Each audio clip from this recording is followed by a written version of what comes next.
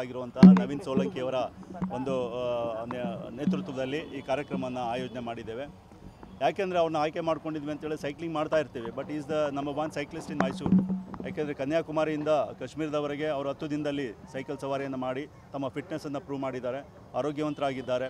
ಬಹುಶಃ ಅವರು ಒಂದು ರೋಲ್ ಮಾಡಲ್ ಆಗಿದ್ದಾರೆ ಮೈಸೂರಿಗೆ. ಹಾಗಾಗಿ ನಾವು ಇಲಾಖೆ ವತಿಯಿಂದ ಪುರಾತತ್ವ ವಸ್ತು ಸಂಗ್ರಹಾಲಯ ಮತ್ತು ಪರಂಪರೆ ಇಲಾಖೆ ವತಿಯಿಂದ ಇವತ್ತು ದಸರಾ ಕಾರ್ಯಕ್ರಮದ ಹಿನ್ನೆಲೆಯಲ್ಲಿ ಆಯೋಜನೆ ಮಾಡಿರುವಂಥ ಪಾರಂಪರಿಕ ಸೈಕಲ್ ಸವಾರಿಗೆ ಶ್ರೀ ನವೀನ್ ಸೋಲಂಕಿ ಅವರ ಮುಖಾಂತರ ಈ ಕಾರ್ಯಕ್ರಮಕ್ಕೆ ಚಾಲನೆಯನ್ನು ಕೊಟ್ಟಿದ್ದೇವೆ. ನಾವೆಲ್ಲ ಮೈಸೂರಿಗರಿಗೂ ಎಲ್ಲರಿಗೂ ಒಂದು ಆರೋಗ್ಯ ಮುಖ್ಯ. ನಾವು ಈ ಸೈಕಲ್ ಸವಾರಿ ಮುಖಾಂತರ, ನಡಿಗೆ ಮುಖಾಂತರ ನಾವು ಆರೋಗ್ಯವಂತರಾಗಿರಬೇಕು, ನಮ್ಮ ಪರಂಪರೆಯನ್ನು ಮಾಹಿತಿಯನ್ನು ಪಡ್ಕೋಬೇಕು.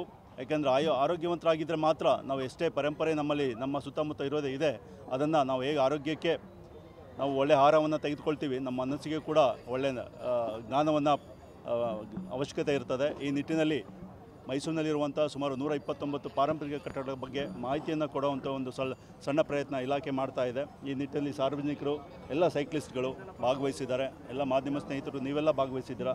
ಸೊ ಹಾಗಾಗಿ ಈ ಒಂದು ಕಾರ್ಯಕ್ರಮದ ಬಗ್ಗೆ ಹೆಚ್ಚಿನ ಅರಿವನ್ನು ಮೂಡಿಸೋದ್ರ ಮುಖಾಂತರ ಮೈಸೂರಿನಲ್ಲಿರುವಂಥ ಪಾರಂಪರಿಕ ಕಟ್ಟಡದ ಬಗ್ಗೆ ಹೆಚ್ಚಿನ ಮಾಹಿತಿಯನ್ನು ಮೂಡಿಸೋದ್ರ ಮುಖಾಂತರ ನಮ್ಮ ಪರಂಪರೆಯನ್ನು ಸಂರಕ್ಷಣೆ ಮಾಡುವಂಥ ನಿಟ್ಟಿನಲ್ಲಿ ಇಲಾಖೆ ಈ ಕಾರ್ಯಕ್ರಮವನ್ನು ಹಮ್ಮಿಕೊಂಡಿದೆ. ಧನ್ಯವಾದಗಳು. ಮತ್ತೊಮ್ಮೆ ಎಲ್ಲರಿಗೂ ದಸರಾ ಮಹೋತ್ಸವದ ಶುಭಾಶಯಗಳನ್ನು ಹೇಳ್ತಾ ನಮಸ್ಕಾರ. ಎಲ್ಲರಿಗೂ ಫಸ್ಟ್ ಮೊದಲನೇಗೆ happy Dasara. I thank you ಸರ್ಗೆ ಮತ್ತು ಇವರಿಗೆ ನನಗೆ ಇನ್ವೈಟ್ ಮಾಡಿ ಈ ಸನ್ಮಾನ ಕೊಟ್ಟಿದ್ದಕ್ಕೆ.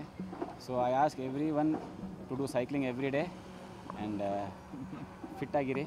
ನೀವು ಮಾಧ್ಯಮದವರು ಬನ್ನಿ ಸೈಕ್ಲಿಂಗ್ ಮಾಡಿ ನಮ್ಮ ಜೊತೆಗೆ. ನಿಮ್ಮ ಏನೇ ಮಾಹಿತಿ ಇದ್ದರೂ ಮುಂದಕ್ಕೆ ನಾನು ಹೆಲ್ಪ್ ಮಾಡ್ತೀನಿ, ಸಪೋರ್ಟ್ ಮಾಡ್ತೀವಿ ಒಬ್ಬರಿಗೆ. ದಸರಾ ಪಾರಂಪರಿಕ ಸಂದರ್ಭ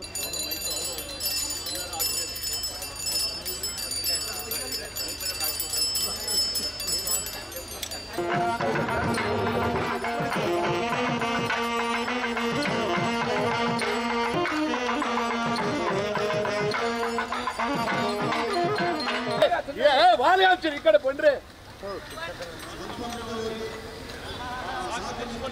ಸರ್ ಸ್ಟಾಪ್ ಮಾಡಿಸಿ ಸರ್. ಮಾಮ ಸ್ಟಾಪ್ ಮಾಡಿಸಿ ಅಲ್ಲಿ ನೋಡಿ, ಅಲ್ಲೇ